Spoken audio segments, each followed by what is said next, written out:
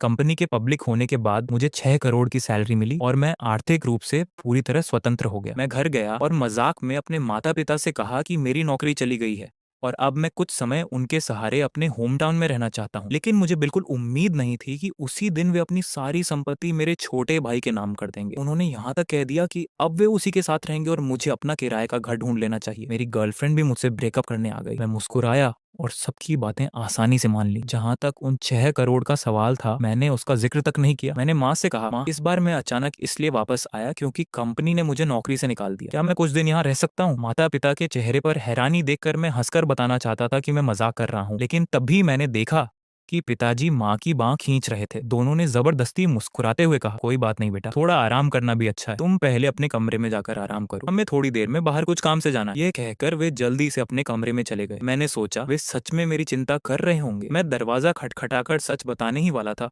कि तभी मैंने कमरे के अंदर पिताजी की आवाज सुनी। जुंगचान की नौकरी चली गई है। अगर वह घर पर रहेगा तो जरूर हम पर निर्भर होना चाहेगा। ये बिल्कुल नहीं चलेगा जब तक उसे हमारे परिवार की संपत्ति के बारे में पता नहीं है। जल्दी से सारा पैसा और प्रॉपर्टी छोटे बेटे के नाम कर देते हैं। माँ थोड़ी हिचकिचाई और बोली, लेकिन जो घर हमारे नाम पर है वह तो चिन्हन ने अपनी शादी के लिए खरीदा था। क्या ऐसा करना सही होगा? पिताजी चिंतित होकर बोले, नाम हमारे हैं तो घर भी हमारा हुआ। वह बड़े शहर में अच्छी नौकरी करता है। बड़े बेटे का छोटे भाई की मदद करना गलत थोड़ी है, और शादी का घर वह मेहनत करके दूसरा खरीद सकता है। फिर उन्होंने लंबी सांस लेकर कहा, मुझे बस डर है कि चिंचान को पक्षपात महसूस होगा। माँ बोली, पक्षपात कैसा? हम उसके माता पिता हैं, हमने उसे पाला है, और वैसे भी अब वह बेरोजगार है। अगर सब कुछ छोटे बेटे को दे दें तो ये भी उसी के लिए बचत ही होगी, वरना वह आलसी बन जाएगा, काम नहीं करेगा और सब उड़ा देगा। कुछ देर सोचने के बाद माँ ने आखिरकार हामी भर दी। ठीक है, मैं हाउ से भी बात करूंगी और उसे कहूंगी कि कुछ बेकार की बातें ना करे। मैं दरवाजे के बाहर खड़ा खुद पर व्यंग्य भरी मुस्कान लिए वापस अपने कमरे में लौट गया। मुझे बचपन से ही पता था कि मेरे माता पिता हमेशा जांगहो को ज्यादा पसंद करते थे, क्योंकि मुझे मेरी दादी ने पाला था, जबकि जांगहो उनके साथ बड़ा हुआ था। बचपन से वे हमेशा कहते थे, तुम बड़े भाई हो, बड़ा भाई पिता जैसा होता है। सही हो या गलत, तुम्हें हमेशा अपने छोटे भाई को प्राथमिकता देनी चाहिए। हम तुम्हारे लिए बहुत मेहनत करते हैं, सुबह से रात तक काम करते हैं, इसीलिए तुम्हें गांव में छोड़ना हमारी मजबूरी थी। तुम्हारा स्कूल भी वहीं था, इसलिए तुम्हें यहाँ लाना तुम्हारी पढ़ाई के लिए अच्छा नहीं होता। हमें अभी तुम्हारे छोटे भाई का भी ध्यान रखना है। मैंने हमेशा उनकी कठिनाइयों को समझा। कॉलेज के पहले साल से ही मैंने उनसे एक पैसा तक नहीं लिया। मैं पार्ट टाइम काम करके अपने छोटे भाई की फीस तक भरता था। ग्रेजुएशन के बाद मैंने लगभग 8 साल तक मेहनत की और आखिरकार अपने होम टाउन में 2 बेडरूम का फ्लैट खरीदा। मैं उसे अपनी गर्लफ्रेंड के साथ शादी के घर के रूप में इस्तेमाल करना चाहता था, लेकिन मेरे भाई ने कहा, मेरी फर्स्ट टाइम बायर एलिजिबिलिटी खराब मत करो, घर माँ पापा के नाम पर ले लो, क्या पता भविष्य में मुझे बीजिंग में घर खरीदने का मौका मिल जाए। मैंने सोचा परिवार में क्या फर्क पड़ता है, इसलिए मान गया। मुझे पता ही नहीं था कि वे लोग तभी से योजना बना रहे थे। असल में इस बार मैं घर सरप्राइज देने आया था। जिस कंपनी में मैंने निवेश किया था उसके पब्लिक होने के बाद मुझे 6 करोड़ से ज्यादा का डिविडेंड मिला था, और हर साल आगे भी मिलता रहेगा। मैं आर्थिक रूप से पूरी तरह स्वतंत्र हो चुका था। मैं सोच रहा था कि माता पिता के लिए एक बड़ा विला खरीदूंगा, छोटे भाई के लिए कुछ दुकानें और एक कार दिलाऊंगा, और हर साल उन्हें आरामदायक रिटायरमेंट के लिए लाखों रुपए दूंगा। मैं सोच रहा था कि पूरा परिवार साथ में घूमने जाए, कितना अच्छा होगा। इसलिए मैंने बस मजाक में कहा था कि पहले मैं उन्हीं के सहारे रहूंगा, ताकि उन्हें थोड़ा डराऊं और फिर बताऊं कि अब हमारा परिवार अमीर हो चुका है। मुझे बिल्कुल उम्मीद नहीं थी कि झटका मुझे ही लगेगा, लेकिन माता पिता की बातें सुनने के बाद भी मुझे विश्वास था कि मेरा छोटा भाई जांग हो ऐसा कभी स्वीकार नहीं करेगा। बचपन से मैंने उसे हमेशा सबसे अच्छी चीजें दी थी। असल में वह लगभग मेरी ही परवरिश में बड़ा हुआ था। हम दोनों के बीच बहुत अच्छा रिश्ता था। माता पिता चाहे कितने भी स्वार्थी क्यों ना हो, मुझे यकीन था कि वह उनकी बात से सहमत नहीं होगा। कुछ ही देर बाद मेरे माता पिता मेरे छोटे भाई से मिलने गए। माँ ने जाते जाते कहा, बेटा तुम इतने साल बाहर रहे हो, अब घर आए हो तो अच्छे से आराम करो। मैं और तुम्हारे पिताजी थोड़े काम से बाहर जा रहे हैं, रात के खाने में क्या खाना है मुझे मैसेज कर देना। मैंने सिर हिलाया, लेकिन अभी अभी उनकी बातें सुनने के बाद मेरा मन पूरी तरह टूट चुका था। मुझे यकीन ही नहीं हो रहा था कि मेरे अपने माता पिता मेरे खिलाफ ऐसी योजना बना रहे थे। जब वे मेरे भाई को लेकर बाहर निकले तो मैं चुपचाप उनके पीछे हो लिया। रास्ते में मेरे भाई की आवाज सुनाई दी, माँ इतनी जल्दी क्या है, और आप लोग मुझे हाउसिंग ब्यूरो क्यों ले जा रहे हैं? माँ जल्दी जल्दी फोन पर बात करती हुई बोली, मैं कह रही हूँ चलो तो चलो। पिताजी मेरे सामने आकर मुस्कुराए और बोले, तुम आराम करो, हम अभी आते हैं। मैंने भी मुस्कुराकर सिर हिला दिया, लेकिन बिना आवाज किए उनके पीछे निकल गया। जैसा मैंने सोचा था, वे सड़क किनारे मेरे भाई से मिले। मैं एक कोने में छिपकर उनकी बातें सुनने लगा। वे वही सब बातें दोबारा मेरे भाई को बता रहे थे। सब सुनने के बाद मेरे भाई ने गहरी भौहें सिकोड़ ली। माँ, पापा, ये सही नहीं है, आप लोग बड़े भैया के साथ ऐसा कैसे कर सकते हैं? माँ ने तुरंत उसकी बाह पकड़ ली। अरे तुम्हारा भाई अब काम नहीं कर रहा, बस घर पर पड़ा रहेगा, कौन जाने कितने दिन आराम करेगा। अगर उसकी सारी बचत खत्म हो गई और फिर हमें उसे पालना पड़ा तो फिर तुम घर और शादी के लिए क्या करोगे? पिताजी ने भी सिर हिलाते हुए कहा, बिल्कुल, आजकल घर और शादी में कितना खर्च होता है, हमें सावधान रहना होगा। वैसे भी घर मेरे नाम पर है, हम जिसे चाहें उसे दे सकते हैं, उसके हाथों बर्बाद होने से तो बेहतर है कि तुम्हें दे दें। माँ फिर समझाने लगी, तुम्हारा भाई बाद में फिर से पैसे कमा लेगा, अगर उसके पास घर में कुछ नहीं रहेगा वह जल्दी वापस जाकर मेहनत करेगा। मैंने देखा कि मेरा भाई अभी भी असमंजस में था। फिर उसने धीरे से कहा, लेकिन भैया की गर्लफ्रेंड भी है, वे शादी की बात कर रहे हैं, कम से कम वह घर तो उनकी शादी के लिए होना चाहिए। क्या आप वे भी मेरे नाम कर देंगे? माँ ने तुरंत जवाब दिया, अरे अब तुम्हारे भाई की नौकरी चली गई है, ऐसे आदमी के साथ कौन लड़की रहना चाहेगी? लेकिन तुम अलग हो, अगर तुम्हारे पास गांव में घर और पैसे नहीं होंगे तो तुम्हारे लिए शादी करना और मुश्किल हो जाएगा। मेरा भाई अभी भी झिझक रहा था, लेकिन अगर बड़े भैया को पता चल गया तो? पिताजी ने ठंडी हंसी के साथ कहा, तो क्या हुआ अगर उसे पता चल गया? हम इतने साल से उसके माता पिता हैं। तुम्हारा भाई बहुत आज्ञाकारी है, जो कहा जाता है वही करता है। बच्चों का माता पिता की सेवा करना तो स्वाभाविक है, और अगर उसे पता भी चल गया तो वह हमारी अच्छी नीयत समझ जाएगा, वह हमें दोष नहीं देगा। हम ये सब उसी की भलाई के लिए कर रहे हैं, ताकि वह जिंदगी में आगे बढ़े। माँ भी बोली, हाँ, आजकल के जवान लोग हमेशा आराम करना चाहते हैं। तुम्हारा भाई क्या जाने कि उसकी पढ़ाई के लिए हमने कितनी मेहनत की थी। अगर उसे पता चल भी गया तो वह कर क्या लेगा? क्या वह हमसे लड़ाई करेगा? अगर ऐसा करेगा तो वही गलत कहलाएगा। फिर पिताजी गुस्से में बोले, सच कहूँ तो अगर उस बूढ़े आदमी ने जबरदस्ती न की होती तो तुम्हारे बड़े भाई को बहुत पहले ही पढ़ाई छोड़ देनी चाहिए थी। गाँव के बच्चों को इतनी पढ़ाई की जरूरत ही क्या है? कौन सा लड़का ऐसा होता है जो किशोर उम्र से ही काम करके पैसे कमाना शुरू नहीं करता? अगर तुम्हारे दादाजी जिद न करते तो तुम्हारा बड़ा भाई बहुत पहले ही काम पर लग गया होता। माँ ने भी हामी भरी, हाँ, गांव के बच्चे जल्दी बड़े हो जाते हैं, बाहर काम करते हुए हमने कितनी मुश्किलें झेली हैं, तुम क्या जानो। फिर माँ ने जल्दी से समय देखा और बोली, चलो जल्दी करो और प्रॉपर्टी ट्रांसफर करवा लो, और जब घर वापस आओ तो अपने भाई के सामने कुछ उल्टा सीधा मत बोल देना। मैंने देखा कि जांग होके होंठ हिले, जैसे वह कुछ कहना चाहता हो, लेकिन आखिरकार उसने सिर झुकाकर कहा, ठीक है, मैं समझ गया, लेकिन ये सब आपका फैसला है। हो सकता है बड़ा भाई बस थोड़ा आराम करने वापस आया हो, अगर वह फिर से बीजिंग जाकर पैसे कमाने लगे तो, अगर बाद में वह मेरे लिए कार खरीदना चाहे तो उसे मेरे खिलाफ मत कर देना। माँ ने तुरंत कहा, अरे उसकी चिंता मत करो, जो करना था हमने सोच समझ कर किया है। मैं दूर खड़ा उस परिवार को हंसते हंसते बातें करते हुए जाते देखता रहा। मैंने दीवार का सहारा लिया, एक हाथ से अपनी आंखें ढक लीं और धीरे से कड़वी हंसी निकल गई। जिस पल मुझे वह पैसा मिला था, मेरी पहली सोच यही थी कि मैं घर लौटकर सबको बताऊं कि अब हम आराम से जी सकते हैं। मैं अपनी खुशी उनके साथ बांटना चाहता था। मैं सोचता था कि हम एक परिवार हैं, लेकिन उनके लिए मैं कभी परिवार था ही नहीं। उनका असली बेटा सिर्फ जांग होता, और मैं बस ऐसा इंसान था जिससे वे लगातार लेते रहे। थोड़ी तारीफ कर दो, दो मीठी बातें बोल दो, और मैं सब भूल जाता था। हाई स्कूल के बाद से मैंने परिवार का एक पैसा तक खर्च नहीं किया। दिन में पढ़ाई करता था और रात में वेटर की नौकरी करता था, सिर्फ इसलिए क्योंकि मुझे डर था कि माँ पापा पर ज्यादा बोझ न पड़े। मैं हमेशा दूसरों के पुराने कपड़े पहनता था और ऐसे जूते जिनका साइज भी सही नहीं होता था, जबकि जांग हो के पास इतने नए कपड़े होते थे कि वह सब पहन भी नहीं पाता था। और हर बार मुझे यही कहा जाता था, जांग हो शहर में बड़ा हुआ है, उसे अच्छे जीवन की आदत है, तुम बड़े भाई हो, तुम्हें उसे समझना चाहिए और उसके लिए त्याग करना चाहिए। मैंने हमेशा उनकी बातें मानी। मुझे लगता था कि बड़ा भाई होने के नाते समझदार बनना मेरी जिम्मेदारी है। मैंने सोचा कि माता पिता मेरी परवाह नहीं करते क्योंकि मैं स्वतंत्र हूँ, लेकिन सच्चाई यह थी कि वे बस मुझ पर समय बर्बाद करना ही नहीं चाहते थे। असल में मैं नौकरी छोड़कर आप लोगों के सहारे रहूंगा, यह सिर्फ एक मजाक था। लेकिन उसी मजाक ने वह सच्चाई सामने ला दी जिसे मैं वर्षों से स्वीकार नहीं करना चाहता था। फिर भी अब समझ आने में देर नहीं हुई थी। कम से कम पैसा अभी भी मेरे अपने हाथ में था। उस शाम पूरा परिवार खाने की मेज पर बैठा था। वे सब एक दूसरे को इशारे कर रहे थे। फिर माँ ने सबसे पहले बात शुरू की, चैन चैन, तुमने इतने साल बाहर रहकर बहुत मेहनत की है, हमें पता है कि तुम घर आराम करने आए हो, लेकिन परिवार की हालत अभी बहुत खराब है। माँ ने लंबी सांस ली और आगे बोली, हमने पहले थोड़ा बिजनेस किया था, लेकिन सारा पैसा डूब गया और यह घर भी शायद अब हमसे छिन जाएगा। पिताजी ने बात आगे बढ़ाई, तुम्हारी माँ और मेरे पास अब पैसे नहीं बचे हैं, हमें तुम्हारे भाई के किराए वाले छोटे घर में जाना पड़ेगा, लेकिन वह जगह बहुत छोटी है, तो तुम कुछ दिनों में अपना सामान बांधकर कहीं और रहने का इंतजाम कर लो। उन्हें उम्मीद थी कि मैं हैरान होकर सवाल पूछूंगा। वे पहले से ही बहाने और कहानियां तैयार करके बैठे थे, लेकिन उनकी उम्मीद के उलट मैंने सिर्फ शांत होकर कहा, मैं समझ गया, मैं सामान बांधकर निकल जाऊंगा। अब मुझे फर्क नहीं पड़ता था कि वे मुझे कैसे धोखा देना चाहते हैं, क्योंकि अब मैं भी उन्हें यह बताने वाला नहीं था कि मेरे पास 6 करोड़ है। मैं पिछले 2 दिनों से अपना सामान समेट रहा था और जाने की तैयारी कर रहा था। तभी अचानक मेरी गर्लफ्रेंड मेरे होम टाउन में मेरे माता पिता से मिलने आ गई। घर की हालत बिखरी हुई थी, इसीलिए उसे देखकर सब चौंक गए। माँ जल्दी से बोली, अरे वान, तुम आ गई, घर थोड़ा बिखरा हुआ है, लिंगवान ने सिर हिलाया। पहले बैठो। कमरे को देखकर उसके चेहरे पर हल्की घृणा दिखाई दी और उसने एक पल के लिए अपनी नाक ढक ली। मैंने देखा कि मेरे माता पिता वहीं बैठे थे, इसीलिए मैं उसके सामने खुलकर बात नहीं कर सकता था। मैंने उत्सुकता से पूछा, वान तुम अचानक यहाँ क्यों आ गई? तुमने तो कल कहा था कि तुम्हें मुझसे कुछ बात करनी है। मैंने कहा था ना कि मैं 2 दिन में वापस आ जाऊंगा। तुम इतनी दूर यहाँ तक आ गई, मुझे लेने भी नहीं बुलाया। थक गई होगी। मेरी बात पूरी होने से पहले ही लिंगवान ने धीरे से बीच में रोक दिया। जांग, ये बात जरूरी है। फिर उसने मेरे माता पिता की तरफ देखा और मैं तुरंत समझ गया। मैं उसे सीधे अपने कमरे में ले गया और दरवाजा बंद कर दिया। वान वान, मैं तुम्हारे लिए पानी लाता हूँ। तभी उसने ठंडे स्वर में कहा, हम ब्रेकअप कर रहे हैं। उसके शब्द सुनकर मैं कुछ पल के लिए जड़ हो गया। मैंने अविश्वास से उसकी ओर मुड़कर देखा। वान, इतना अचानक क्यों? मेरे पास तुम्हें बताने के लिए एक अच्छी खबर भी है। लेकिन उसने दृढ़ आवाज में दोबारा कहा। मैंने कहा ना, हम ब्रेकअप कर रहे हैं। मैंने गहरी सांस ली और उसके पास बैठ गया। मेरे अंदर अजीब सी बेबसी भर गई थी। मैं लिंगवान से एक दोस्त के जरिए मिला था। वह भी मेरी तरह एक आउटसाइडर थी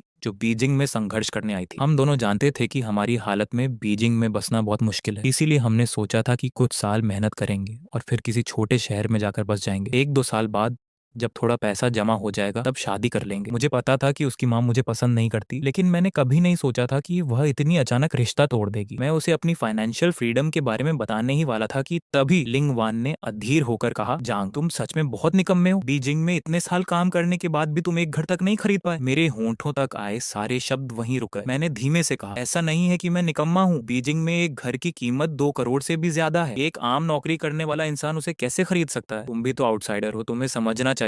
लिंगवान ने व्यंग्य से हंसते हुए कहा, अपनी नाकामी के बहाने मत बनाओ। ठीक है, अब मैं तुमसे बेकार की बातें नहीं करना चाहती। मैं यहाँ साफ साफ रिश्ता खत्म करने आई हूँ। सीधी बात करती हूँ। मेरी माँ ने मेरे लिए एक रिश्ता ढूंढा है।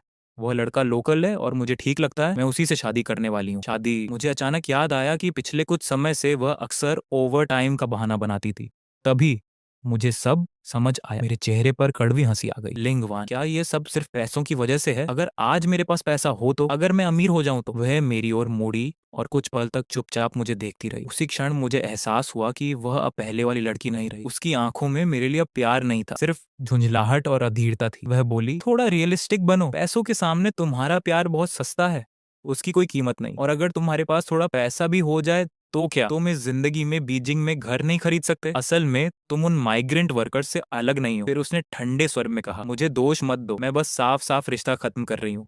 इंसान को प्रैक्टिकल होना पड़ता है। मैं उसकी हर बात चुपचाप सुनता रहा। उस पल मुझे सच में लगा कि मेरी पूरी जिंदगी एक मजाक बन चुकी है। धीरे धीरे मेरे होंठों पर मुस्कान आ गई। ठीक है, जब तुम्हें सच्चाई समझ आ ही गई है तो मैं उम्मीद करता हूँ कि तुम्हें कभी पछतावा ना हो। मैं तुम्हें खुश रहने की शुभकामनाएं देता हूँ। लिंगवान ने मुझे देखा और हल्की सांस छोड़ी। जांग, मैं खुश रहूंगी, इसीलिए गुस्से में ऐसी बातें मत कहो। अब से थोड़ा प्रैक्टिकल बनो। लोगों की बातों पर भरोसा मत किया करो। पहले मैंने सुना था कि तुम्हारी नौकरी बहुत अच्छी है और लगा था कि शायद तुम बीजिंग में बस जाओगे। मैं बहुत भोली थी। तुम्हारी इतनी सी मंथली सैलरी से तुम कभी पर्याप्त पैसे नहीं बचा सकते। फिर उसने थोड़ी नरमी से कहा, लेकिन मैं तुम्हारी कुछ भी उधार नहीं हूँ। हालांकि तुम मेरे साथ अच्छे थे। आखिर मैं भी इतने समय तक तुम्हारे साथ रही हूँ। मैंने सिर झुका लिया और कुछ नहीं कहा। ये देखकर लिंगवान मुड़ी और चली गई। उस पल अचानक मुझे लगा कि शायद बदकिस्मत मैं नहीं बल्कि वे लोग हैं। जो कुछ वे आज चाहते हैं वह सब मेरे पास पहले से है। लेकिन जैसे ही वह सब उनके हाथ लगने वाला था, उन्होंने अपनी असली सूरत दिखा दी। शायद भगवान भी जानता था कि वे लोग इस खुशी के लायक नहीं है। जब लिंगवान बिना किसी अभिवादन, बिना पीछे मुड़कर देखे चली गई तो मेरे माता पिता के चेहरे तुरंत उतर गए। ये कैसी लड़की है, जरा भी तमीज नहीं है इसमें। हमारे लिए खाना बनाना तो दूर, हमें देखना तक जरूरी नहीं समझती। ऐसी औरत से शादी नहीं करनी चाहिए, समझे? उससे शादी करना हमारे परिवार के लिए बदकिस्मती होगी। मैंने शांत स्वर में कहा, मैं उससे शादी नहीं करूंगा, हमारा ब्रेकअप हो चुका है। यह सुनकर मेरे माता पिता ने एक दूसरे की तरफ देखा। माँ ने लंबी सांस लेकर कहा, देखा, अब तुम्हारे पास नौकरी भी नहीं है, इसलिए औरतें भी तुम्हें नीचा समझने लगी हैं। ठीक है, अब जल्दी से वापस झिंगशी जाओ और कोई अच्छी नौकरी ढूंढो। हमें बुढ़ापे में सहारे की जरूरत पड़ेगी और तुम्हारे भाई को भी कार्ड चाहिए। अगर तुम मेहनत नहीं करोगे तो क्या चाहते हो कि हम बुढ़ापे में दुख झेलें? मैं अब उनसे और कुछ कहना नहीं चाहता था। मैंने बस चुपचाप सिर हिला दिया। सामान पैक करके मैं वापस झिंगशी चला जाऊंगा। यह सुनकर मेरे माता पिता और भी खुश हो गए। तुम अभी जवान हो, पुराने घर में पड़े रहने से क्या फायदा, बाहर जाकर मेहनत करना ही बेहतर है। उनकी बात सुनकर मेरे अंदर ठंडी हंसी उठी, क्योंकि यही बातें उन्होंने कभी मेरे छोटे भाई से नहीं कही थी। उसे तो हमेशा यही कहा जाता था, बाहर जाकर क्या करोगे, घर पर ही रहो, हम तुम्हारे लिए नौकरी, कार और घर का इंतजाम कर देंगे। तुम्हारा बड़ा भाई हर महीने तुम्हें पैसे भेजेगा। और सच में मैं हर महीने उसे अच्छी खासी रकम भेजता भी था। ये सोचकर मेरे होंठों पर ठंडी मुस्कान आ गई। चिंता मत करो, अब मेरी तरफ से तुम्हें एक पैसा भी नहीं मिलेगा। मैं वापस जिंगशी लौट आया। कंपनी जाकर मैंने अपना काम दूसरों को सौंप दिया और इस्तीफा दे दिया। कंपनी मुझे रोकना चाहती थी, इसीलिए उन्होंने मुझे पार्ट टाइम सलाहकार की तरह कभी कभी मदद करने का प्रस्ताव दिया। मैंने मान लिया। हम कुछ लोग जो अब आर्थिक रूप से स्वतंत्र हो चुके थे,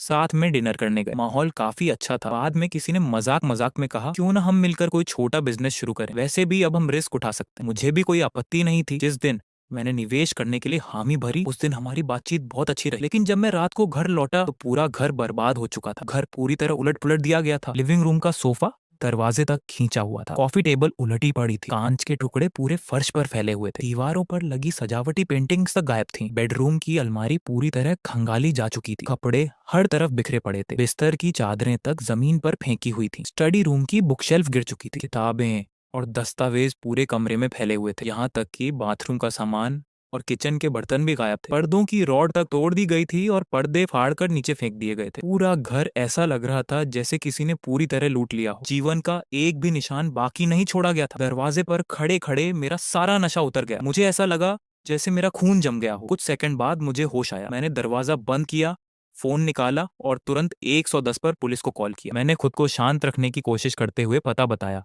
और कहा कि घर में चोरी और तोड़फोड़ हुई है। फोन रखने के बाद मैंने मकान मालिक को भी कॉल किया। घर की हालत सुनते ही वह घबराकर बोला, मैं अभी तुरंत पहुंचता हूं। करीब 10 मिनट बाद 2 पुलिस अधिकारी सबसे पहले पहुंचे। वे जांच टीम को लेकर घर के अंदर गए। जांचकर्ता मशीनों से पूरे घर की जांच करने लगे। फिंगरप्रिंट और पैरों के निशान इकट्ठा किए गए। पुलिस ने मुझसे पूछा, आप आखिरी बार घर कब छोड़कर गए थे? क्या आपने किसी संदिग्ध व्यक्ति को देखा? क्या कोई कीमती सामान गायब है? मैंने एक एक सवाल का जवाब दिया। कल रात मैं दोस्तों के साथ डिनर पर गया था और देर रात वापस लौटा। जब आया तो दरवाजा खुला था और घर की हालत ऐसी थी। मैंने आगे कहा, मैं नौकरी छोड़कर अपनी जिंदगी दोबारा व्यवस्थित करने वाला था, इसलिए मैंने ज्यादातर नकद पैसे और कीमती सामान तिजोरी में रखे थे। लेकिन तिजोरी तोड़ दी गई है और उसमें रखा एक भी कीमती सामान नहीं बचा। यहाँ तक कि रोजमर्रा का सामान भी उठा ले गए हैं। थोड़ी देर बाद मकान मालिक भी पहुंच गया। जैसे ही उसने घर की हालत देखी, उसका चेहरा सफेद पड़ गया। वह बिखरे हुए सामान की ओर इशारा करते हुए लंबे समय तक कुछ बोल ही नहीं पाया। आखिरकार उसने कांपती आवाज में कहा, यह आखिर यहाँ हुआ क्या है? मकान मालिक गुस्से और दुख में बोला, मैंने आखिर ऐसा कौन सा पाप किया था जो मुझे ये सब देखना पड़ रहा है? अभी कुछ ही महीने पहले मैंने इस घर का पूरा रेनोवेशन करवाया था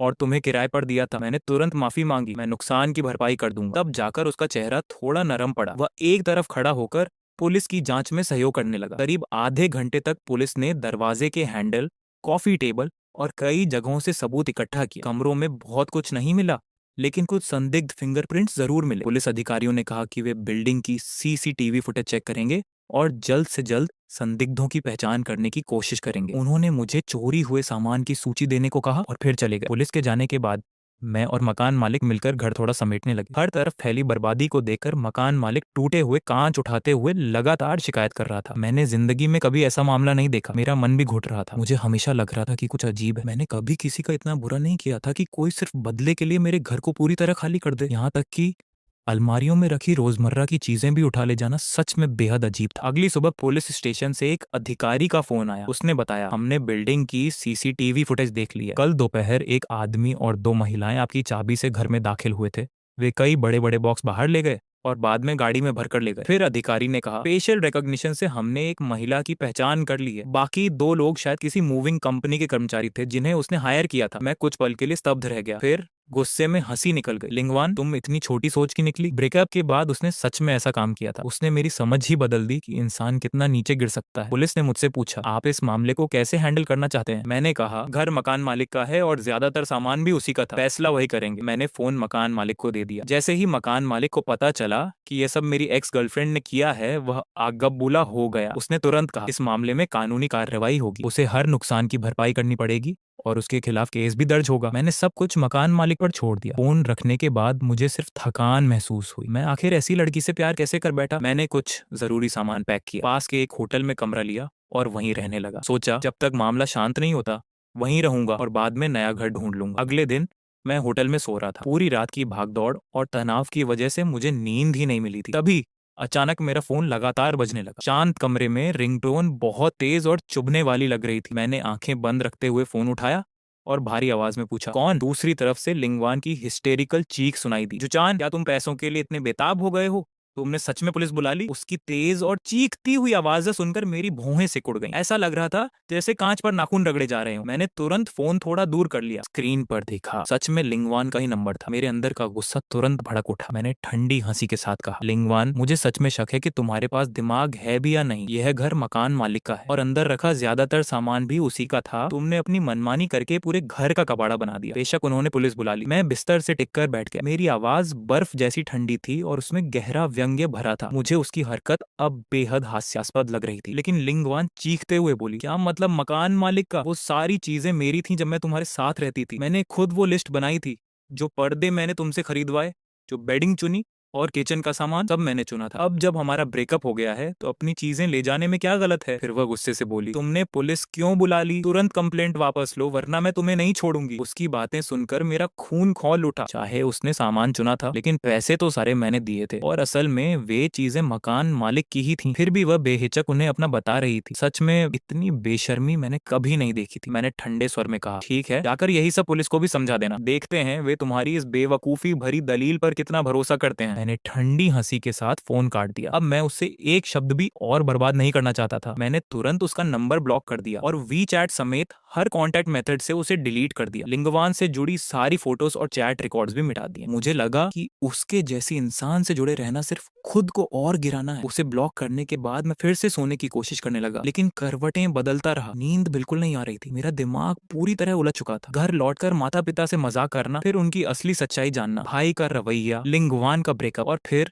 घर का खाली हो जाना, सब कुछ मेरे दिमाग में किसी फिल्म की तरह बार बार चल रहा था। मुझे महसूस हुआ कि इंसान कितना बेरहम हो सकता है। जिसे लोग परिवार और प्यार कहते हैं वह फायदा और पैसे के सामने कितना कमजोर पड़ जाता है। थोड़ी देर बाद मुझे अपनी तबीयत भी खराब लगने लगी। इन दिनों तनाव की वजह से मैं लगातार परेशान था। खाने पीने और सोने का कोई समय नहीं रहा था। पेट में भी दर्द रहने लगा था। मेरे पास और कोई काम नहीं था इसलिए मैंने सोचा कि एक फुल बॉडी चेकअप करवा ही लेता हूँ। मैं उठा, तैयार हुआ और टैक्सी लेकर बीजिंग के एक बड़े अस्पताल पहुंच गया। वहां मैंने चेकअप डिपार्टमेंट में रजिस्ट्रेशन कराया और पूरे शरीर की जांच करवाई। रिपोर्ट आने में 3 दिन लगने वाले थे। इन 3 दिनों में मैं मकान मालिक वाले मामले को भी निपटाता रहा। साथ ही दोस्तों के साथ नई कंपनी शुरू करने की बातें भी चलती रहीं क्योंकि मकान मालिक के एक घर की CCTV फुटेज मौजूद थी। लिंगवान समझ गई कि गलती उसी की थी। आखिरकार उसने मकान मालिक को 20,000 युआन मुआवजे के तौर पर दी।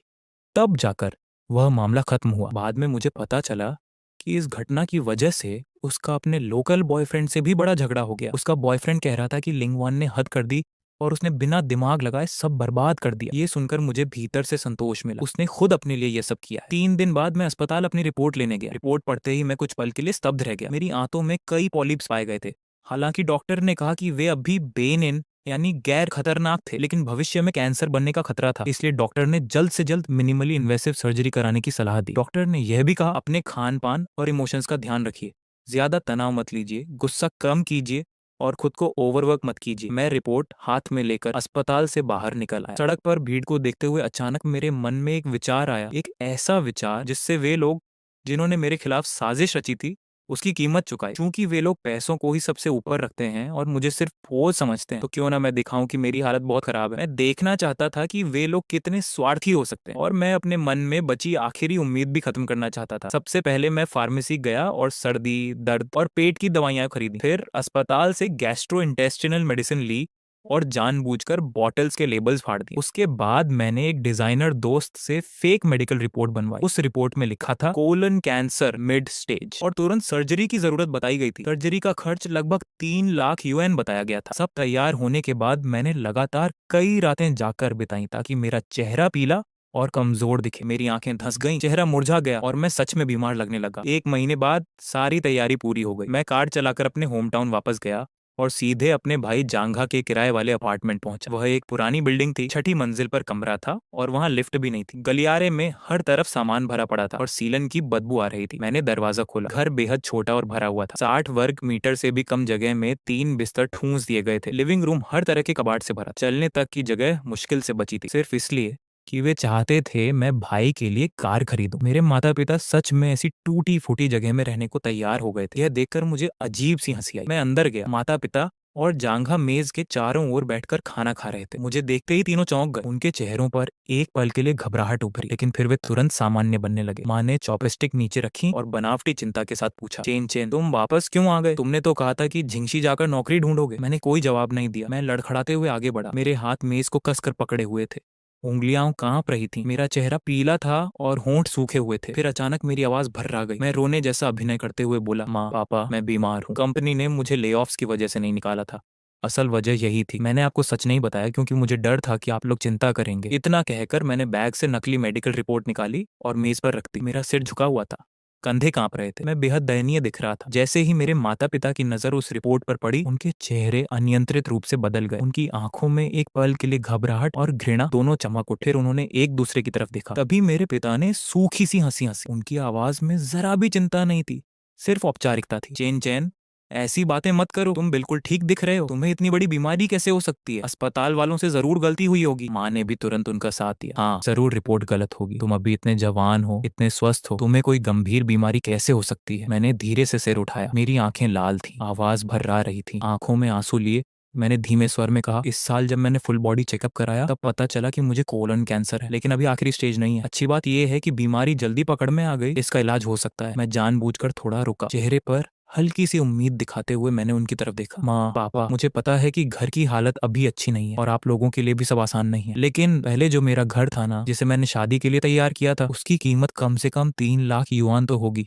डॉक्टर ने कहा है कि अगर 3 लाख युआन का इंतजाम हो जाए तो मेरी सर्जरी हो सकती है और बीमारी कंट्रोल में आ जाएगी। यह कहते हुए मैंने उम्मीद भरी नजरों से उन्हें देखा। मेरे हाथ कसकर जुड़े हुए, उंगलियों के पोर्ट सफेद पड़ गए थे, मानो मैं आखिरी उम्मीद पकड़कर बैठा। पापा माँ, इसे बस उधार समझ लीजिए। जब मैं ठीक हो जाऊंगा तो मैं पहले से भी ज्यादा मेहनत करूंगा, आपका सारा पैसा लौटा दूंगा। फिर मैंने भाई की तरफ देखा। भाई की तो अब नौकरी भी है, इतने साल से काम कर रहा है, उसके पास कुछ सेविंग्स तो होंगी। मेरी आवाज टूटने लगी। कृपया मेरी मदद करो, मुझे बचा लो, मैं हाथ जोड़कर विनती करता हूँ। यह सुनते ही मेरे पिता घबरा गए। उन्होंने तुरंत डायग्नोसिस रिपोर्ट उठाई। रिपोर्ट पढ़ते समय उनके हाथ कांप रहे थे। वह हकलाते हुए बोले, हमारे पास इतना पैसा नहीं है। माँ भी तुरंत बोली, तुम्हारा भाई अभी अभी काम पर लगा है, उसके पास कहाँ से सेविंग्स होंगी? फिर माँ ने बनावटी चिंता दिखाते हुए कहा, लेकिन चेन चेन, चिंता मत करो, माँ पापा तुम्हें यूं अकेला नहीं छोड़ेंगे, हम कोई रास्ता निकालेंगे। पिता ने भी सिर हिलाया। हाँ, हम कुछ न कुछ सोचेंगे। वे दोनों मदद करने की बातें तो कर रहे थे, लेकिन उनकी आंखें लगातार इधर उधर घूम रही थी। वे मेरी तरफ देखने तक की हिम्मत नहीं कर पा रहे थे। फिर उन्होंने मुझे सोफे पर बैठाया और कहा, हम अंदर जाकर देखते हैं कि हमारे पास कितना पैसा है और कितना इकट्ठा किया जा सकता है। मैं चुपचाप उन्हें देखता रहा। वे दोनों एक एक करके बेडरूम में चले गए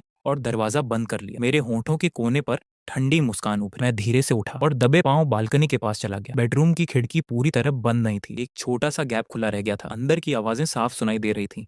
जैसा मैंने सोचा था, कमरे में जाते ही उन्होंने अपना नकली चेहरा उतार दिया। अब वे खुलकर हिसाब लगाने लगे थे। माँ की आवाज घबराहट और शिकायत से भरी हुई थी। चेन चेन ने कौन सा कैंसर बताया था? अरे कैंसर तो पैसे निगल जाने वाला गड्ढा होता है। उसका घर तो अभी है, लेकिन अब वह बेरोजगार भी है और उसे कैंसर भी हो गया है। अगर वह बच भी गया तो भारी काम नहीं कर पाएगा, उसकी जिंदगी का अब कोई भविष्य नहीं है। फिर माँ लगभग टूटती हुई बोली, हे भगवान, अगर हम उसे घर भी दे दें तो भी शायद इलाज पूरा नहीं होगा, आखिर में सब कुछ बेकार चला जाएगा। पिता की आवाज भी छिड़ी हुई और कठोर थी। उन्होंने धीमे लेकिन साफ शब्दों में कहा, हम उसे पैसा नहीं दे सकते, कैंसर इतनी आसानी से ठीक नहीं होता, उस पर पैसा खर्च करना सिर्फ बर्बादी है और फिर कैंसर होने के बाद उसका शरीर धीरे धीरे खत्म हो जाएगा, पूरा परिवार उसी के कारण बर्बाद हो जाएगा, उसकी वजह से हाउ की शादी भी खराब हो सकती है। माँ धीरे धीरे रोने लगी, लेकिन उसकी आवाज में बेटे के लिए जरा भी दर्द नहीं था, सिर्फ डर था। तो अब क्या करें? अगर हम उसे पैसा नहीं देंगे, अगर हमने उसे घर नहीं दिया, तो वह हमसे चिपक जाएगा, पूरी जिंदगी हमारा सहारा बने रहेगा। फिर माँ ने हिचकिचाते हुए कहा, क्या क्या उसे किसी ट्रेडिशनल चाइनीज मेडिसिन वाले डॉक्टर के पास भेज दे? टीसीएम का इलाज सस्ता पड़ता है, शायद उससे ठीक भी हो जाए। पिता ने झुंझला कर कहा, जब वेस्टर्न मेडिसिन तक ठीक नहीं कर सकती तो टीसीएम क्या करेगा?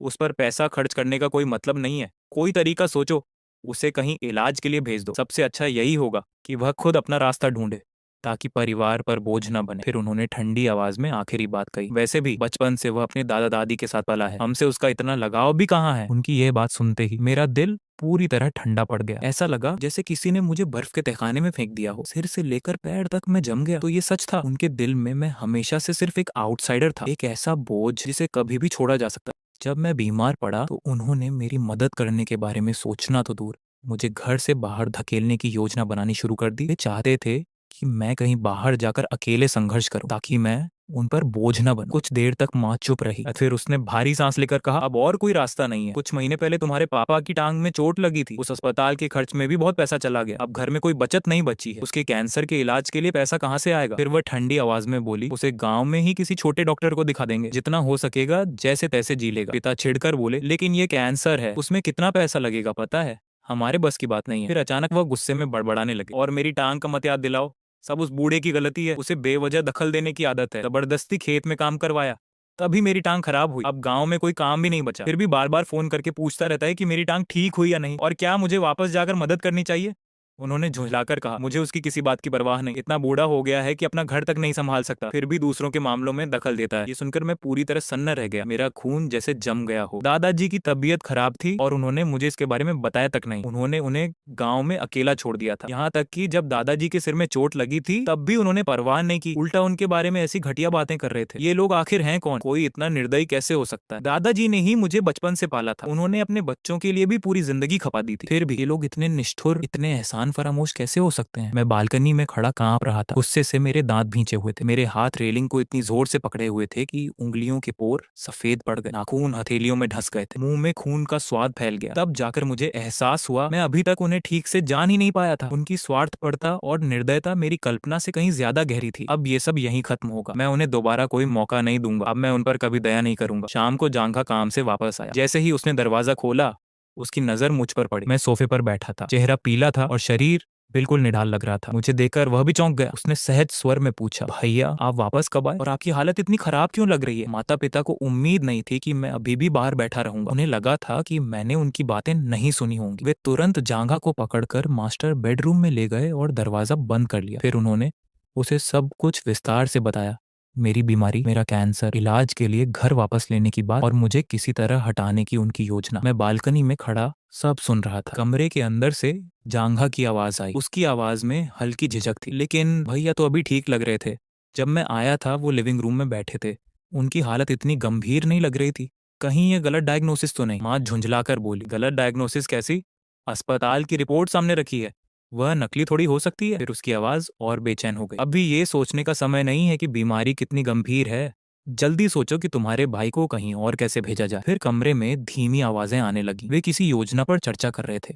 उन्होंने कहा कि कुछ जगहों पर टूर ग्रुप्स के नाम पर लोगों को बाहर भेजा जाता है, लेकिन असल में वहां पहुंचने के बाद उन्हें बंदी बना लिया जाता है, उनसे जबरदस्ती काम करवाया जाता है या स्कैम्स करवाए जाते हैं। अगर वे मना करें तो उन्हें पीटा जाता है। एक बार वहां पहुंचने के बाद वापस लौटना लगभग नामुमकिन होता है। फिर मेरे पिता की आवाज आई, बिल्कुल सही, अब जब तुम्हारे भाई को कैंसर है तो उसे खुद भी लगेगा कि उसकी जिंदगी खत्म हो चुकी है। माँ ने तुरंत बात आगे बढ़ाई, हम उससे कहेंगे कि उत्तरी या म्यांमार में एक बहुत मशहूर बूढ़ा डॉक्टर है जो कैंसर ठीक करता है, कहेंगे कि उसने बहुत लोगों को बचाया है, फिर किसी टूर के बहाने उसे वहां भेज देंगे। एक बार वह चला गया तो कभी वापस नहीं आ पाएगा, तब आखिरकार हम इस बोझ से छुटकारा पा लेंगे। पिता ने ठंडी आवाज में कहा, उसका कैंसर ही हमें बर्बाद कर देगा। कमरे के अंदर अचानक सन्नाटा छा गया, शायद तीनों एक दूसरे को देखकर फायदे नुकसान सोच रहे थे। कुछ मिनट बाद पिता ने अंतिम फैसला सुनाया, ठीक है, तय रहा, हम कहेंगे कि हम उसे मन बदलने और इलाज करवाने के लिए भेज रहे हैं। तुम किसी कॉन्टैक्ट का इंतजाम करो और उसका नाम लिखवा दो, लेकिन सब कुछ बहुत साफ सुथरे तरीके से होना चाहिए, उसे जरा भी शक नहीं होना चाहिए। इसके बाद कमरे से धीमी धीमी कदमों की आवाजें आने लगी। वे शायद पूरी योजना तय कर रहे थे। मैं बालकनी में चुपचाप खड़ा सब सुनता रहा, लेकिन अब मेरे दिल में कोई भावना नहीं बची थी, ना गुस्सा ना दुख, बस एक अंतहीन बर्फ जैसी ठंडक। वे लोग मुझे इतना बड़ा बोझ समझने लगे थे कि मुझे उत्तरी म्यांमार भेजकर धोखे से गायब कर देना चाहते थे। अब वे मेरे परिवार नहीं रहे थे, वे सिर्फ ऐसे लोग थे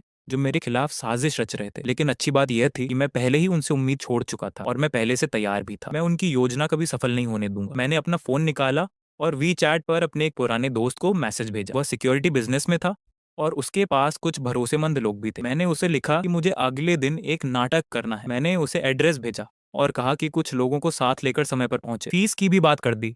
उसने तुरंत जवाब दिया, कोई दिक्कत नहीं, हम कल सुबह समय पर पहुंच जाएंगे। मैसेज भेजने के बाद मैंने फोन रख दिया और वापस सोफे पर बैठ गया। मेरे चेहरे पर अब भी वही बीमार, टूटा हुआ और असहाय स्वभाव था। मैं इंतजार करने लगा कि वे लोग बाहर आए और देखें कि अब वे कौन सा नया नाटक करेंगे। अगली सुबह सूरज निकलने से पहले ही उनका अभिनय शुरू हो गया। सबसे पहले जांघा मेरे पास आया। उसके चेहरे पर अपराध बोध और बेबसी का नकली भाव था। उसने लंबी सांस ली, मेरे कंधे पर हाथ रखा और बोला, भैया मुझे बहुत अफसोस है, कल मैंने कंपनी में अपने सभी कोलीग्स से बात की लेकिन कोई भी पैसे उधार देने को तैयार नहीं हुआ। सब लोग बस सैलरी पर जीने वाले आम लोग हैं, किसी के पास ज्यादा सेविंग्स नहीं है। फिर उसने दुखी चेहरा बनाकर कहा, हमें थोड़ा समय दो, हम और रिश्तेदारों और दोस्तों से कोशिश करेंगे। घर में अब सच में बहुत कम पैसा बचा है। ये कहते कहते उसकी आंखें जानबूझकर लाल हो गईं। उसने जबरदस्ती कुछ आंसू भी निकाल ली। वह बेहद पछताया हुआ दिखने का अभिनय कर रहा था। फिर मेरे पिता आगे आए। उनके चेहरे पर पछतावे और दर्द का दिखावटी भाव था। उन्होंने अपनी छाती पीटते हुए कहा, चेन चेन, सब मेरी गलती है। मैं तुम्हारे लिए कुछ पैसा कमाने के चक्कर में छोटा बिजनेस शुरू करने चला गया, लेकिन सब बर्बाद हो गया। पूरी फैमिली सेविंग्स खत्म हो गई। उन्होंने चारों तरफ कमरे की ओर इशारा किया। अब घर की हालत इतनी खराब है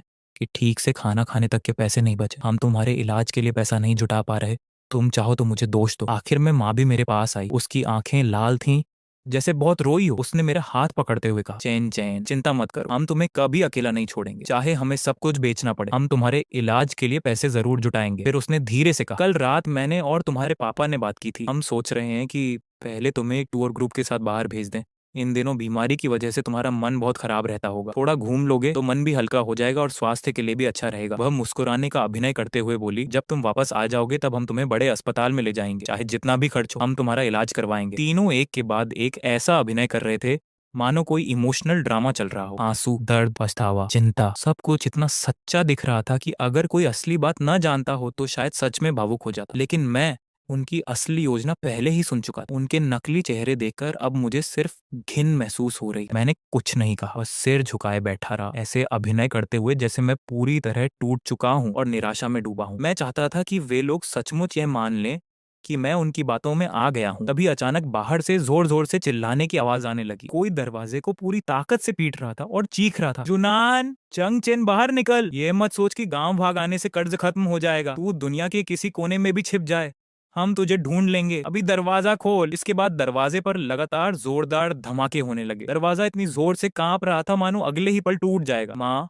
पिता और जांघा तीनों डर के मारे सहम गए। उनके चेहरे पल भर में पीले पड़ गए। उनका पूरा भावुक नाटक उसी समय बंद हो गया। तीनों घबराकर दरवाजे की ओर देखने लगे। किसी को समझ नहीं आ रहा था कि आखिर हो क्या रहा है। डर से सबके शरीर कांप रहे थे। मेरा भाई हकलाते हुए बोला, भाव भैया, आपने किसी से कर्ज लिया है? आखिर कितना उधार लिया था आपने? और ये लोग यहाँ तक कैसे पहुंच गए? बोलते बोलते वह जल्दी से दरवाजा खोलने गया। शायद उसे डर था कि अगर दरवाजा टूट गया तो उसका पैसा भी उन्हें ही भरना पड़ेगा। जैसे ही दरवाजा खुला, चार लंबे चौड़े आदमी अंदर दिखाई दिए। सबकी हाइट 6 फीट के आसपास थी। चौड़े कंधे, कठोर चेहरे और ऐसा दबदबा कि कोई भी देखकर डर जाए। उनके आगे मेरा वही सिक्योरिटी वाला दोस्त था जिससे मैंने पहले बात की थी। वह कमरे में दाखिल हुआ। उसकी नजर पहले पूरे कमरे पर घूमी, फिर आकर मुझ पर टिक गई। उसने जानबूझकर बेहद खतरनाक चेहरा बनाया और ठंडी हंसी हंसी। तो नौकरी भी चली गई और बीमारी का बहाना बनाकर यहाँ छिपा बैठा है। ये मत सोच कि गांव में छिप जाने से सब खत्म हो जाएगा। अगर आज तुझे नहीं ढूंढ पाते और कल तेरी तबीयत बिगड़ जाती तो हमारा पैसा कौन लौटाता? मैं चुपचाप सिर झुकाए बैठा रहा। उधर मेरे माता पिता और भाई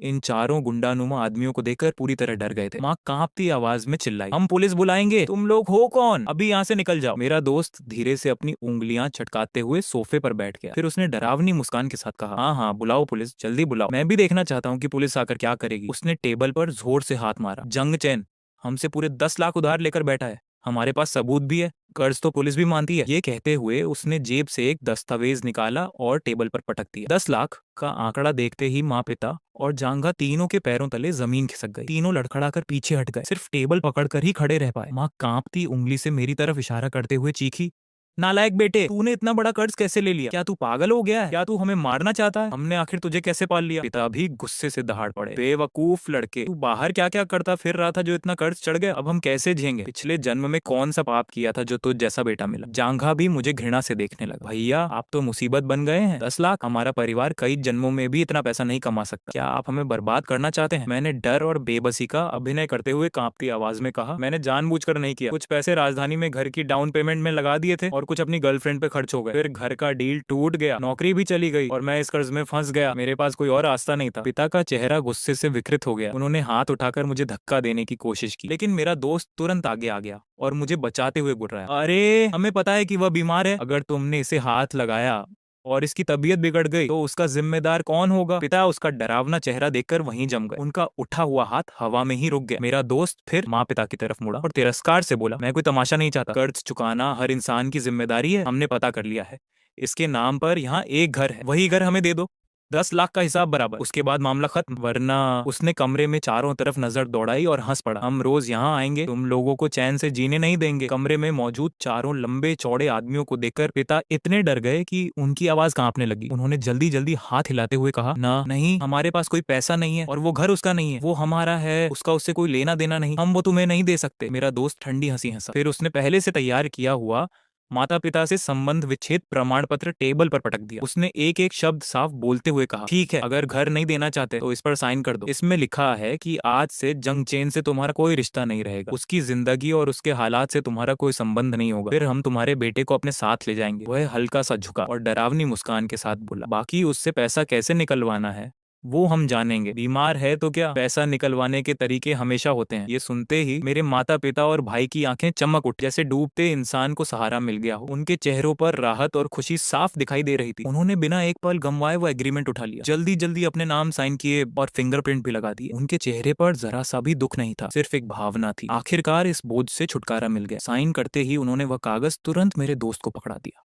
मानो देर हो जाने का डर हो। पिता ने तो जल्दी से यह भी कह दिया, इसे अब भी ले जाओ, अब इसका हमसे कोई संबंध नहीं है, कोई रिश्ता नहीं। 12, भविष्य में उसके बारे में किसी भी बात के लिए हमारे पास मत आना, मेरे पिता ने जल्दी से कहा। माँ ने भी तुरंत हामी भरी, हाँ हाँ, हमने तो उससे बहुत पहले ही रिश्ता तोड़ लिया था, अब उसका हमसे कोई लेना देना नहीं है, तुम लोग बस उसे यहाँ से ले जाओ। जांघा ने भी राहत भरे चेहरे के साथ हाथ हिलाया, बस जल्दी जाओ, हमें और परेशान मत करो। मेरा दोस्त उस रिश्ता तोड़ने वाले सर्टिफिकेट को हाथ में पकड़े खड़ा था। उसने दांत भींचे और गुस्से से कहा, मैंने आज तक तुम लोगों जैसा परिवार नहीं देखा। तुम्हारा खुद का बेटा बीमार है और तुम उसकी मदद करने की बजाय चाहते हो कि उसके साथ कुछ बुरा हो जाए। उसने ठंडी हंसी हंसी, ठीक है, मैं इसे अपने साथ ले जा रहा हूँ, लेकिन बाद में पछताना मत। मैंने आखिरी बार उन तीनों को देखा, उनके चेहरों पर सिर्फ अधीरता और राहत थी। मेरे लिए ना दुख, न चिंता, न प्यार। उसी पल मेरे दिल में बची आखिरी उम्मीद भी खत्म हो गई। मैंने बिना पीछे देखे उस घिनौनी इमारत से बाहर कदम रख दिया। मैं डोंग और उसके लोगों के साथ कार में बैठ गया। जैसे ही कार आगे बढ़ी, माहौल तुरंत हल्का हो गया। डोंग ने गुस्से में खिड़की नीचे की ओर बोला, भाई तुम्हारा परिवार तो हद से भी ज्यादा खराब निकला, सच में दिमाग घूम गया मेरा। ये परिवार नहीं है, अजनबियों से भी बदतर है। उसने मेरी तरफ देखकर कहा, अच्छा हुआ सब खत्म हो गया, अब रिश्ता पूरी तरह खत्म कर दो, कम से कम अब तुम्हें दोबारा उनसे नहीं जूझना पड़ेगा। बाकी लोग भी सहमति में सिर हिलाने लगे। वे कह रहे थे कि उन्होंने आज तक इतने स्वार्थी और निर्दयी माँ बाप और भाई नहीं देखे। मैंने कृतज्ञता से सबका हाथ पकड़ा, फिर बैग से पैसे निकालकर हर आदमी को 2000 दे। सबने पहले मना किया, अरे रहने दो, दोस्ती में क्या पैसे लेना, लेकिन मैंने जबरदस्ती उन्हें पैसे पकड़ा दिए। उनके जाने के बाद मैं एक पल भी नहीं रुका। मैंने स्टीयरिंग कसकर पकड़ा और सीधे दादाजी के गांव की ओर निकल पड़ा। मेरे हाथ में वही रिश्ता खत्म करने वाला सर्टिफिकेट था। गाड़ी तेज रफ्तार से सड़क पर दौड़ रही थी। उस समय मेरे दिमाग में सिर्फ एक ही बात थी, मुझे दादाजी को ढूंढना है और उन्हें शहर ले जाकर इलाज करवाना है। गाँव की सड़कें बेहद खराब थी, हर तरफ गड्ढे ही गड्ढे थे। करीब 2 घंटे की ड्राइव के बाद मैं दादाजी के पुराने घर पहुंचा। मैंने दरवाजा खोला, आंगन में घास उगी हुई थी, लग रहा था जैसे लंबे समय से किसी ने साफ सफाई नहीं की। दादाजी आंगन में एक छोटे स्टूल पर बैठे धूप सेंक रहे थे। उनके सफेद बाल बिखरे हुए थे, कमर झुक चुकी थी और उनका पैर मोटी पट्टियों में लिपटा हुआ था। पट्टी कुछ काली पड़ चुकी थी, लग रहा था कि घाव में इन्फेक्शन हो गया है। मुझे देखते ही वे कुछ पल के लिए जड़ हो गए, फिर बड़ी मुश्किल से उठने की कोशिश करते हुए बोले, चेन तू अचानक वापस कैसे आ गया। वे मुझे पानी देने के लिए उठने लगे। मैं तुरंत आगे बढ़ा और उन्हें सहारा दिया। उनकी कमजोर हालत और सूजी हुई पट्टी देखकर मेरी आंखें भर आईं, गले में कुछ अटक सा गया, मैं कुछ बोल ही नहीं पाया। दादाजी ने ही मुझे बचपन से पाला, उन्होंने हमेशा मुझे सबसे ज्यादा प्यार दिया और आज उनकी यही हालत हो गई थी। उनके अपने बेटे और बहू ने उन्हें गांव में अकेला छोड़ दिया था, कोई उनकी देखभाल करने वाला भी नहीं था। मैंने उन्हें धीरे से बैठाया और भर्राई आवाज में पूछा, दादाजी पैर का क्या हुआ, आप अस्पताल क्यों नहीं गए। मैंने धीरे से उनके पैर को छुआ। दादाजी दर्द से हल्का सा सिहर गए, लेकिन फिर भी मुस्कुराकर बोले, कुछ नहीं हुआ, बस गिर गया था, थोड़ा आराम कर लूंगा तो ठीक हो जाएगा, अस्पताल जाकर पैसे बर्बाद करने की क्या जरूरत है। फिर उन्होंने धीमे स्वर में कहा, बच्चों की जिंदगी भी आसान नहीं है, मैं उन्हें और परेशान नहीं करना चाहता था। उनकी बातें सुनकर मेरा दिल और टूट गया। इतनी हालत खराब होने के बाद भी वे उन्हीं लोगों के बारे में सोच रहे थे और उधर वे लोग एक बार भी उनकी चिंता नहीं कर रहे थे, बल्कि चाहते थे कि उन्हें यूं ही अकेला छोड़ दिया जाए। मैं अपने आंसू रोक नहीं पाया। मैंने दादाजी का हाथ कसकर पकड़ लिया। दादाजी मुझे माफ कर दीजिए, मैं बहुत देर से आया, मैंने आपको इतना दुख सहने दिया। मेरी आवाज कांप रही थी, लेकिन अब से ऐसा नहीं होगा। अब मैं आपको कभी तकलीफ नहीं होने दूंगा। मैं आपको अभी बीजिंग ले जा रहा हूँ, सबसे अच्छे अस्पताल में इलाज करवाऊंगा। इसके बाद मैंने बिना कुछ कहे दादाजी का सामान पैक किया, उन्हें सहारा देकर कार में बैठाया और सीधे बीजिंग के लिए निकल पड़ा। रास्ते भर दादाजी बार बार पूछते रहे, क्या हुआ है, कुछ परेशानी हुई क्या। मैंने मुस्कुराने की कोशिश की और धीरे से कहा, कुछ नहीं दादाजी, बस आपकी बहुत याद आ रही थी, सोचा आपको कुछ दिनों के लिए बीजिंग ले चलूं, आपके साथ थोड़ा समय बिताऊं। बीजिंग पहुंचते ही मैं दादाजी को सीधे उसी बड़े अस्पताल ले गया जहां मेरा चेकअप हुआ था। मैंने उनके लिए ऑर्थोपेडिक विशेषज्ञ से अपॉइंटमेंट लिया। डॉक्टर ने दादाजी की पूरी जांच की और बताया कि उनके पैर में सिर्फ चोट लगी थी, लेकिन समय पर इलाज न होने के कारण घाव में संक्रमण हो गया था और हड्डी में हल्का फ्रैक्चर भी था। हालांकि स्थिति गंभीर नहीं थी। डॉक्टर ने कहा कि यदि सही आराम, देखभाल और नियमित ड्रेसिंग होती रहे तो वे जल्दी ठीक हो जाएंगे। डॉक्टर की बात सुनकर मैंने राहत की सांस ली। मैंने तुरंत दादाजी के अस्पताल में भर्ती होने की सारी प्रक्रिया पूरी की, उनकी देखभाल के लिए एक केयरटेकर रखा और अस्पताल के पास ही एक पूरी तरह सुसज्जित फ्लैट खरीद लिया ताकि डिस्चार्ज होने के बाद वे आराम से वहां रह सकें। वह घर बड़ा, आरामदायक और हर सुविधा से लैस था। दादाजी के अस्पताल में रहने के दौरान मैं उनकी देखभाल भी करता रहा और साथ ही अपने दोस्तों के साथ नई कंपनी भी संभालता रहा। हम कुछ दोस्तों ने मिलकर एआई से जुड़ी टेक कंपनी शुरू की थी। हम सभी इस इंडस्ट्री के अनुभवी लोग थे और हमारे पास अच्छे संसाधन व अनुभव था। आश्चर्य की बात यह रही कि कंपनी शुरू होने के कुछ ही समय बाद हमें 1 करोड़ों का निवेश मिल गया और कारोबार तेजी से बढ़ने लगा। इसी दौरान मैंने नई ऊर्जा और सांस्कृतिक परियोजनाओं में भी निवेश किया। मेरी किस्मत और फैसले दोनों सही साबित हुए और कई प्रोजेक्ट्स ने बहुत अच्छा मुनाफा देना शुरू कर दिया। कुछ ही महीनों में मेरी संपत्ति कई गुना बढ़ गई और मैंने बीजिंग में एक शानदार विला खरीद लिया। बड़ा सा आंगन, खूबसूरत गार्डन और आलीशान वातावरण देखकर दादाजी हैरान रह गए। उनके पैर पूरी तरह ठीक हो चुके थे। डिस्चार्ज होने के बाद मैं उन्हें सीधे उसी विला में ले आया। वहां उनके लिए नौकर और केयर टेकर भी रखे गए थे जो उनकी रोजमर्रा की देखभाल करते थे। दादाजी ने मेरा हाथ पकड़कर आश्चर्य से पूछा, चिन, क्या ये घर सच में तुम्हारा है? तुम अचानक इतने अमीर कैसे बन गए? कहीं कोई गलत काम तो नहीं कर रहे? मैं मुस्कुराया और बोला, जिस कंपनी में मैंने निवेश किया था वह पब्लिक हो गई। फिर मैंने दोस्तों के साथ नई कंपनी शुरू की और कुछ प्रोजेक्ट्स में निवेश किया। सब कुछ कानूनी और ईमानदारी से कमाया हुआ। यह सुनकर दादाजी ने राहत की सांस ली। उनकी आंखों में गर्व और खुशी साफ दिखाई दे रही थी। उन्होंने मुस्कुराते हुए कहा, बहुत अच्छा, हमारा चिन अब सच में सफल हो गया है। मुझे तुम पर बहुत गर्व है। गांव में ये बात ज्यादा दिनों तक छिपी नहीं रह सकी। रिश्तेदार और गांव वाले दादाजी से मेरे बारे में पूछने लगे। दादाजी ने बस इतना कहा कि मैं किस्मत से थोड़ा सफल हो गया हूँ, लेकिन दुनिया में कोई बात ज्यादा दिन छिपी नहीं रहती। धीरे धीरे सबको पता चल गया कि मैंने बीजिंग में विला खरीद लिया है, आर्थिक रूप से बहुत मजबूत हो गया हूँ और अब मेरी जिंदगी पूरी तरह बदल चुकी है। मुझे पता था कि देर सबेर कुछ लोग फिर मेरे पास फायदे के लिए आएंगे, लेकिन अब मुझे किसी की परवाह नहीं थी। जो समझदार होंगे दूर रहेंगे और जो चालाकी करेंगे उनके साथ मैं नरमी नहीं बरतूंगा। लेकिन मुझे बिल्कुल उम्मीद नहीं थी कि सबसे पहले मेरे सामने मेरी एक्स गर्लफ्रेंड लिन वॉन आएगी। उसे किसी तरह पता चल गया था कि मैं अब बेहद अमीर हो चुका हूँ, बीजिंग में विला खरीद चुका हूँ और मेरी जिंदगी पूरी तरह बदल गई है। इसके बाद लिन वॉन ने अलग अलग अनजान नंबरों से मुझे कॉल और मैसेज करना शुरू कर दिया। वह बार बार मुझसे दोबारा रिश्ता जोड़ने की कोशिश कर रही थी। एक दिन मैं ऑफिस में मीटिंग कर रहा था कि अचानक फोन बजा। नंबर अनजान था। मैंने कॉल उठाई तो दूसरी तरफ से लिन वॉन की बनावटी मीठी आवाज आई, मैं हूं, तुम कैसे हो आजकल? उस समय मैं बस गुस्से में थी। तुम बिना बताए घर चले गए थे,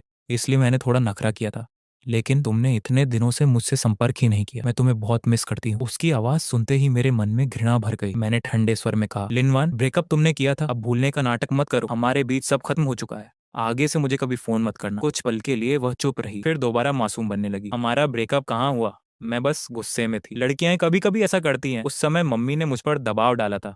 मुझे माफ कर दो ना, हम फिर से शुरू कर सकते हैं। मैं अब भी तुमसे प्यार करती हूँ। मैं लगभग हंस पड़ा। जिस लड़की ने मुझे निकम्मा कहा था, अब जब उसे पता चला कि मैं अमीर हूँ तो वापस आना चाहती थी। मैंने तंज भरे स्वर में कहा, ड्रामा बंद करो। तुम्हारा नया बॉयफ्रेंड नहीं है, वही जिसके पास घर और कार है।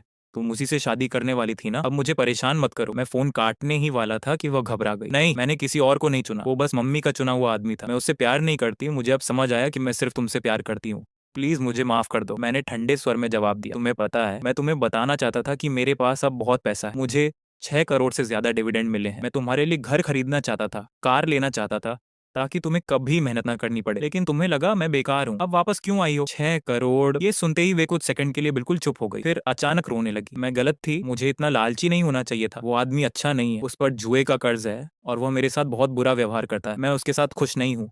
प्लीज मुझे बचा लो, मुझे एक मौका और दे दो। मैंने बिना किसी भाव के कहा, हर इंसान को उसकी पसंद की जिंदगी मिलती है। ये तुम्हारा फैसला था, अब किसी और की जिंदगी खराब मत करो। इतना कहकर मैंने फोन काट दिया और वह नंबर भी ब्लॉक कर दिया। लेकिन मामला यहीं खत्म नहीं हुआ। कुछ दिनों बाद लिनवन की माँ का फोन आया। उनकी आवाज में पछतावा और विनती दोनों थे। युंग चेन, गलती मेरी थी। मैंने ही वान पर दबाव डाला था कि वह तुमसे रिश्ता तोड़ दे। अब वह उस आदमी के साथ बहुत दुखी है, प्लीज उसे माफ कर दो। उनकी बात सुनकर मुझे पुरानी बातें याद आ गई। मैंने ठंडे स्वर में कहा, आंटी, जब मैं आपके घर रिश्ता लेकर आया था तब तो आप कुछ और कह रही थी। आपने कहा था कि अगर मैं 20 लाख नहीं बचा सकता तो शादी की बात भी मत करूं। आपने मुझे छोटे शहर का निकम्मा लड़का कहा था। मेरे लाए हुए सारे गिफ्ट बाहर फेंक दिए थे। आपने कहा था कि मैं जिंदगी भर इस शहर में घर नहीं खरीद पाऊंगा। क्या ये सब भूल गई? मुझे आज भी साफ याद था। लिन वान के पिता सोफे पर बैठे मुझे देखना तक नहीं चाहते थे और उसकी माँ मुझे इस तरह अपमानित कर रही थी जैसे मैं कोई काबिल इंसान ही ना हूं। लिंगवान एक तरफ खड़ी रही। उसने अपनी माँ की बातों का विरोध तक नहीं किया। मुझे तभी उनके असली चेहरे पहचान लेने चाहिए थे। मैं प्यार में इतना अंधा हो गया था कि मुझे लगा मेहनत करके मैं उनका भरोसा और सम्मान जीत लूंगा। मेरी बात सुनकर लिंगवान की माँ कुछ पल के लिए चुप हो गई, फिर दर्द भरी आवाज में बोली, वो सब मेरी गलती थी। मैं तुम्हारी काबिलियत पहचान नहीं पाई। जांग चेन, तुम बड़े दिल वाले इंसान हो, हमसे नाराज मत हो। अब सच में अपनी गलती समझ चुकी है। उसके दिल में आज भी सिर्फ तुम हो। फिर उसने विनती करते हुए कहा, कृपया उसे माफ कर दो। एक लड़की के लिए अच्छा इंसान मिलना आसान नहीं होता। उस पर तरस खाओ। तरस? मैं हंस पड़ा। तो आखिरकार उनकी नजरों में मैं सिर्फ एक आसान शिकार था। अब जब मैं अमीर हो गया हूँ तो उन्हें लग रहा है कि मुझे फिर से इस्तेमाल किया जा सकता है। उनकी बेटी की जिंदगी खराब हो गई, इसीलिए अब उसे वापस मेरे पास भेजना चाहते हैं। दुनिया में इससे सस्ता सौदा और क्या होगा? मैंने ठंडी आवाज में कहा, आंटी माफ कीजिए, अब मैं अमीर आदमी हूँ और आपकी लिंग वांग मेरे लायक नहीं रही। अलविदा। इतना कहकर मैंने तुरंत फोन काट दिया, उनकी माँ का नंबर ब्लॉक कर दिया और सभी अनजान नंबर भी ब्लॉक कर दिए। मैं अब उस परिवार से किसी भी तरह का रिश्ता नहीं रखना चाहता था। उनकी हर बात मुझे गंदी और स्वार्थी लगती थी। इसके बाद दिन धीरे धीरे शांति से गुजरने लगे। मैं कंपनी का काम संभालता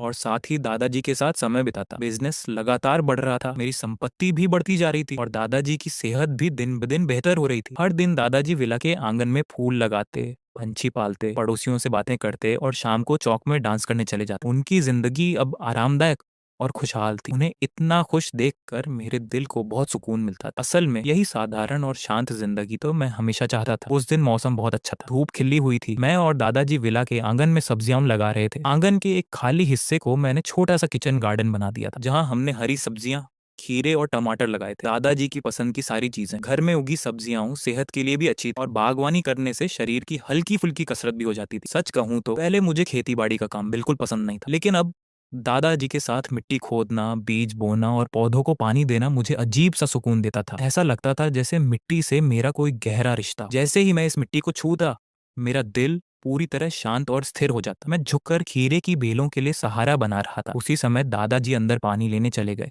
ताकि पौधों को सींच सकें। दादाजी अंदर पानी लेने गए थे। वे कह रहे थे कि पौधों को पानी देना है। तभी अचानक गेट के बाहर कार का हॉर्न बजा और कोई आंगन के गेट को जोर जोर से पीटते हुए चिल्लाने लगा, चेन चेन चेन चेन, दरवाजा खोलो, माँ पापा और तुम्हारा भाई तुमसे मिलने आए हैं। यह जानी पहचानी और घिनौनी आवाज सुनते ही मैं ठिठक गया और मेरी भौहें सिकुड़ गईं। बिना सोचे ही समझ गया कि उन्हें पता चल गया है कि मैंने बीजिंग में बहुत पैसा कमा लिया है, विला खरीद लिया है और वहीं की रेजिडेंसी भी मिल गई है।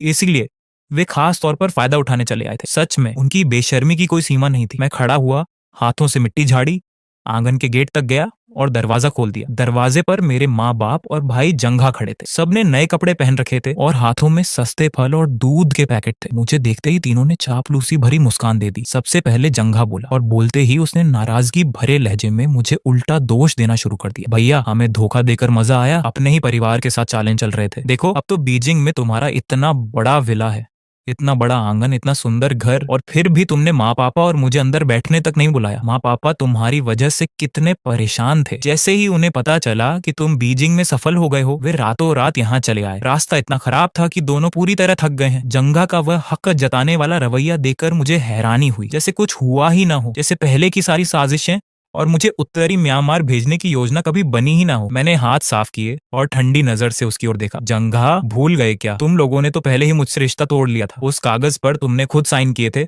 और अंगूठा भी लगाया था। तो अब जब सुन लिया कि मैं अमीर हो गया हूँ, फिर से फायदा उठाने चले आए। माँ के चेहरे की मुस्कान तुरंत जम गई। वह भौहें चढ़ाकर चिल्लाई, तो क्या हुआ अगर तुम अमीर हो गए? इंसानों की तरह बात करना भी भूल गए क्या? थोड़ा पैसा क्या आ गया? इतना घमंड, हमसे ऐसे बात कर रहे हो? मैंने व्यंग्य भरी आंखों से कहा, जो घर मैंने शादी के लिए खरीदा था वह अब तुम्हारे नाम पर नहीं, जंघा के नाम पर है ना। 8 साल की मेहनत से खरीदा था मैंने। तुम लोगों ने चाल चलकर वो मुझसे छीन लिया। पहले मेरी चीज वापस करो, फिर बात करना। मेरी बात सुनते ही तीनों के चेहरे बदल गए। उनकी आंखों में घबराहट चमक उठी। पिता हकलाते हुए बोले, तो तुम्हें कैसे पता चला? हमने तो सब बहुत चुपचाप किया था। तुम्हें कैसे पता चला कि घर जंघा के नाम ट्रांसफर हुआ है? मैंने इस्तेमाल किया हुआ टिश्यू फेंकते हुए ऊंची आवाज में कहा, मुझे शुरू से सब पता था। मैं तो बस तुम्हारे साथ एक मजाक करना चाहता था, लेकिन मैंने कभी नहीं सोचा था कि तुम लोगों के दिल में मेरे लिए जरा भी अपनापन नहीं होगा। उल्टा तुम लोग मुझे विदेश भेजकर बर्बाद करना चाहते थे। कुछ पल के लिए पिता का चेहरा अपराध बोध से भर गया। लेकिन अगले ही पल वे अकड़ कर बोले, तो क्या हुआ अगर हमने चाल चली? तुम कर क्या लोगे? तुम मेरे बेटे हो और वह तुम्हारा भाई है। परिवार पर पैसा खर्च करना तुम्हारा फर्ज है। उनकी बेशर्मी देखकर मुझे गुस्से में हंसी आ गई। बकवास बंद करो। अब मैं तुम्हें एक पैसा भी नहीं दूंगा। हमारा रिश्ता खत्म हो चुका है। अभी निकल जाओ, नहीं तो पुलिस बुलाऊंगा। ये सुनते ही माँ बाप मेरे दरवाजे पर बैठकर जोर जोर से रोने चिल्लाने लगे। हाय राम, कोई न्याय नहीं है। हमारा बड़ा बेटा इतना निकम्मा निकला। उसके पास पैसा है लेकिन अपने माँ बाप का सहारा नहीं बनना चाहता। उसे परवाह ही नहीं कि उसके माँ बाप जिए या मरे। कितना नालायक बेटा है। उनकी चीख पुकार सुनकर मैंने कान ढक लिए और तिरस्कार से कहा, तुम लोग कौन हो? मेरे तो कोई माँ बाप ही नहीं है। रिश्ता तोड़ने वाला कागज अभी भी मेरे पास है। तुम्हारा बेटा तो जंघा है ना, फिर उसे कहो तुम्हारी सेवा करे। मेरी बात सुनकर पिता गुस्से में मेरी ओर बढ़े और मुझे धक्का देने की कोशिश की। मैंने सीधे उनका हाथ पकड़ लिया। अब हाथ भी उठाओगे? दादाजी गिरकर घायल हो गए थे और तुम लोगों ने उनकी तरफ देखा तक नहीं। मुझे भी सिर्फ इसलिए छोड़ दिया क्योंकि तुम्हें डर था कि कहीं तुम्हारा थोड़ा पैसा खर्च ना हो जाए। जब मैंने कहा कि मैं बीमार हूँ, तब तुम लोग मुझे उत्तरी म्यांमार भेजने की साजिश कर रहे थे। क्या तुम सच में माँ बाप कहलाने लायक हो? भगवान से भी नहीं डरते? इतना कहकर मैं हंस पड़ा। असल में मैं तो बस तुम्हारी परीक्षा ले रहा था, लेकिन ऊपर वाले ने भी देख लिया कि तुम लोग किसी प्यार या सम्मान के लायक नहीं हो। उस समय मैं सोच रहा था कि तुम्हें एक बड़ा विला दूंगा, लग्जरी कार दिलाऊंगा और रिटायरमेंट के लिए लाखों दूंगा। इतने में शोर सुनकर दादाजी अपनी छड़ी के सहारे बाहर आ गए। वे गुस्से से बोले, बहुत हो गया, मैं तुम्हारा बाप हूँ। कैसी बातें कर रहे हो तुम लोग? चेन चेन ने इतने साल अकेले मेहनत करके सब हासिल किया है और तुम लोग स्वार्थी हो। यहाँ तक कि उसे नुकसान पहुंचाने की भी कोशिश की। वह घर ही तुम्हारे लिए काफी था, फिर भी शर्म नहीं आई? दादाजी ने आगे कहा, चेन चेन ने मेरे इलाज पर लाखों खर्च किए। वह पैसा पहले लौटाओ। ये कहकर दादाजी ने फूलों की क्यारी से एक गमला उठाया और उनकी तरफ फेंक दिया। तीनों डर के मारे पीछे हट गए, फिर जल्दी से पलटे और कार की तरफ भाग गए। मैंने तुरंत दादाजी को संभाला। दादाजी शांत हो जाइए, गुस्सा मत कीजिए, आपकी तबीयत खराब हो जाएगी। दादाजी ने तिरस्कार से नाक सिकोड़ते हुए कहा, मैं तो इन्हें बहुत पहले ही समझ गया था। घबराने की जरूरत नहीं है चैन चैन, ऐसे लोगों को सबक मिलना ही चाहिए। चलो अंदर चलते हैं, मैं तुम्हारे लिए तुम्हारी पसंद की मीठी चीनी वाली पैनकेक बनाता हूँ। मैं मुस्कुराया और दादाजी को सहारा देकर अंदर ले गया। काम लगभग संभल चुका था। दादाजी अब बूढ़े हो गए थे। मैंने तय किया कि अब उन्हें दुनिया घुमाऊंगा। उन्होंने अपनी पूरी जिंदगी मेरे लिए मेहनत की थी और जब मैं काम करने लगा तब भी मैं हमेशा उनके साथ नहीं रह पाया। अब जब मेरे पास समय था, मैंने सोचा कुछ लोग अब मेरे समय और ऊर्जा के लायक नहीं है। इसलिए मैंने तुरंत यात्रा की योजना बनाई और दादाजी को लेकर देश की खूबसूरत जगहों की सैर पर निकल पड़ा।